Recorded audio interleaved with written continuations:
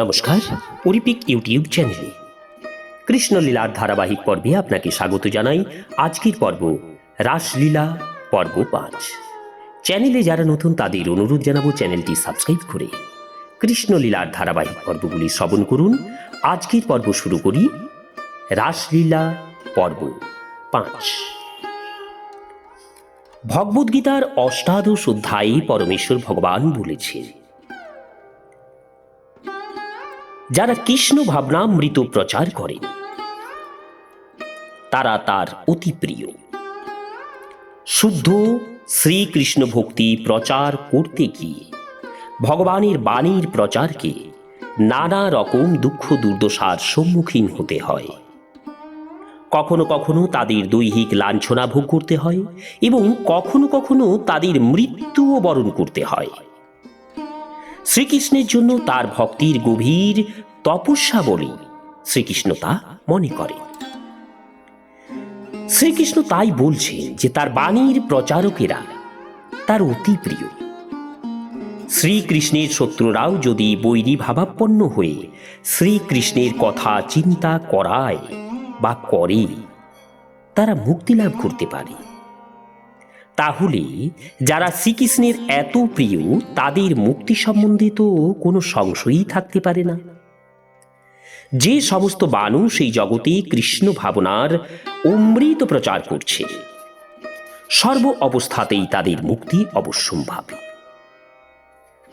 কিন্তু এই ধরনের প্রচারকেরা কখনোই মুক্তির আকাঙ্ক্ষা করেন না। কেননা যারা কৃষ্ণ ভাবনামৃত লাভ করে ভগবানের প্রতি ভক্তিযুক্ত হয়েছেন তারা ইতিমধ্যে মুক্তি লাভ করেছেন।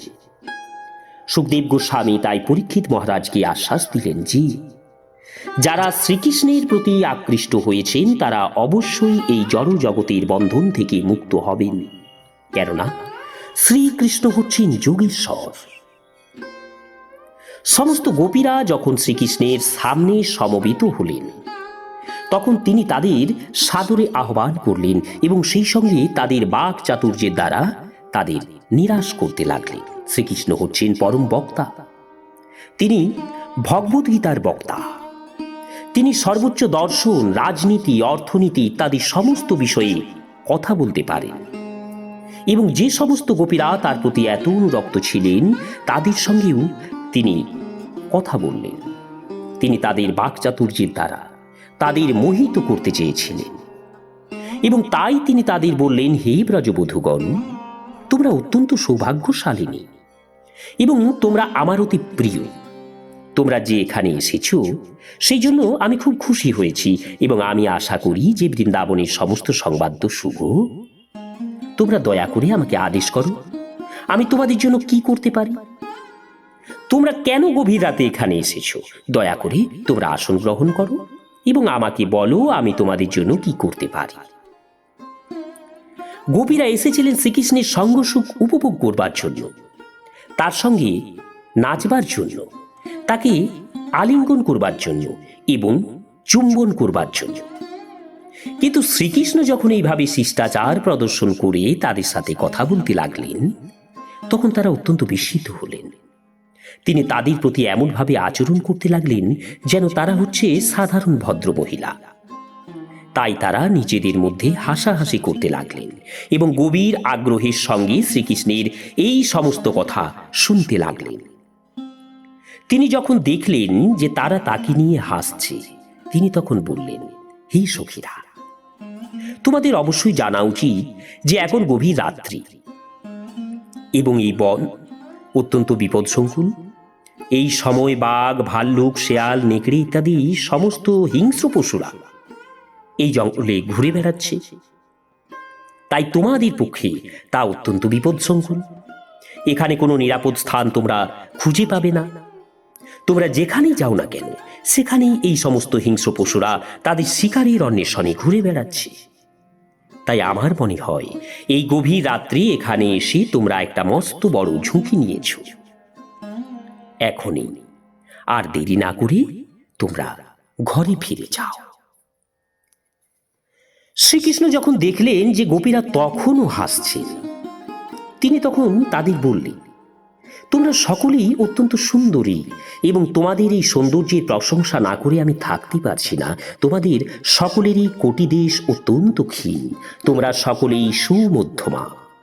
সমস্ত গোপীরা ছিলেন অত্যন্ত সুন্দরী, তাই তাদের সৌন্দর্য বর্ণনা করে তাদের সুমধ্যমা তিনি বলেছেন।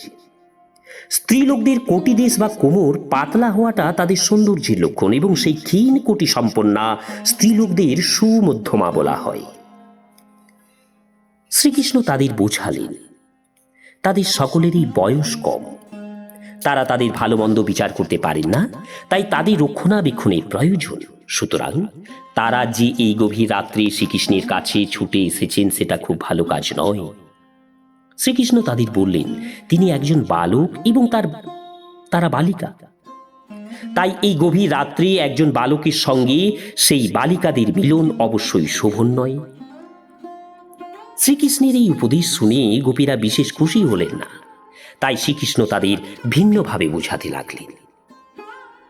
হে প্রিয় সখীগণ, আমি বুঝতে পারছি যে তোমরা তোমাদের অভিভাবকদের অনুমতি ছাড়াই বাড়ি থেকে বেরিয়ে এসেছো।